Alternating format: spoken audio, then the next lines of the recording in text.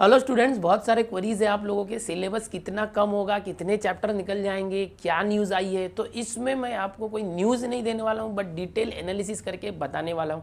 देखो, सबसे पहली बात, हमारे जो भारत देश के एचआरडी मिनिस्टर हैं, शिक्षा मंत्री डॉक्टर रमेश पोखरियाल निशंक जी, इन्होंने तो अनाउंस कर दिया कि जो सिलेबस है उसको रिड्यूस कर दिया जाएगा। कल भी उनका जो इंटरव्यू आया था उसमें उन्होंने किया कि जो भी एनालिसिस करके सिलेबस रिड्यूस किया जाएगा। इसके पहले एनसीईआरटी ने और हमारे महाराष्ट्र राज्य के जो एमसीईआरटी है, इन्होंने भी कह दिया है कि हम लोग इस पर काम कर रहे हैं, चर्चा कर रहे हैं और कितना सिलेबस रिड्यूस करना इसके ऊपर काम चालू है।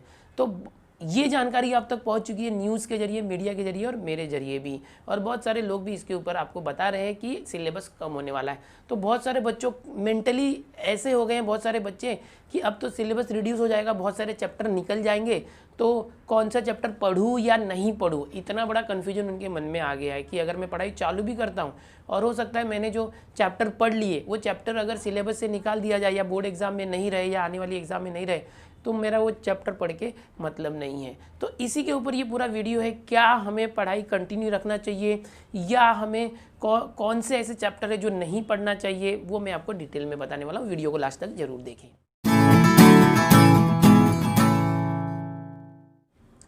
स्टूडेंट्स, जैसे कि आप जानते हो, कोरोना की वजह से जो लॉकडाउन है वो बढ़ते गया और अब लॉकडाउन अनलॉक भी हो रहा है, लेकिन जो स्कूल कॉलेजेस हैं, कोचिंग क्लासेस, ट्यूशन्स हैं, वो जल्दी नहीं खुलने वाले।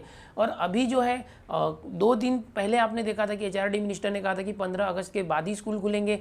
महाराष्ट्र में भी जो है कह दिया गया है कि जो जून में प्लानिंग हो रही थी स्कूल खोलने की, वो जून में स्कूल नहीं खोले जाएंगे। अगर कोई ऑनलाइन तरीके से अगर ट्रेनिंग देना चाहते तो वो दे सकते हैं।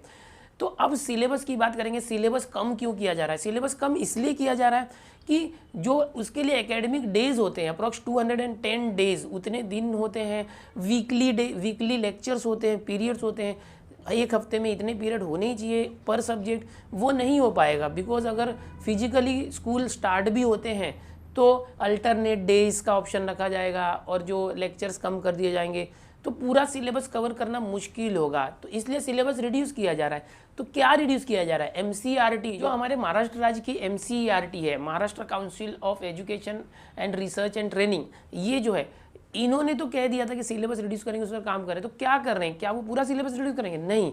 ध्यान से देखो, मैं बता रहा हूँ आपको क्या करने वाले हैं। टाइम कम मिलने वाला है टीचर्स को, स्टूडेंट्स को, तो जो सिलेबस कम होगा, लेकिन आपके जितने चैप्टर से पूरे उतने चैप्टर्स आपके एग्जाम में रहेंगे, सारे के सारे चैप्टर रहेंगे। एमसीईआरटी के संचालक जो है, उन्होंने पिछले अपने बयान में कहा था कि जो चैप्टर्स होंगे उसके अंदर कुछ ऐसे कंटेंट होंगे जो रिपीटिव कंटेंट होंगे, जो रिपीट होते हैं कंटेंट, ओके, वैसे कंटेंट को थोड़ा थोड़ा कम कर देंगे। लेकिन जो पूरा का पूरा सिलेबस है उसमें जो कंसेप्ट है वो तो रहेगा। जैसे कि अगर किसी मैथ्स के अंदर अगर बात करेंगे, अगर 7 चैप्टर्स है तो ये 7 चैप्टर रहेंगे पूरे।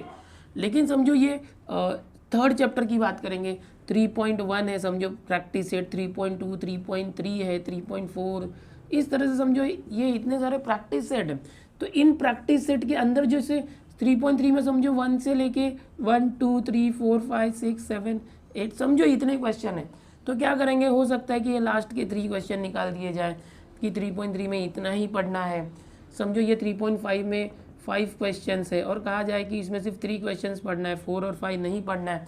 तो इस तरह से जो चैप्टर्स है वो सारे रहेंगे, उसके अंदर के जो कंटेंट है उसको जो है बोर्ड एग्जाम के लिए या लास्ट एग्जाम के लिए एलिमिनेट किया जा सकता है।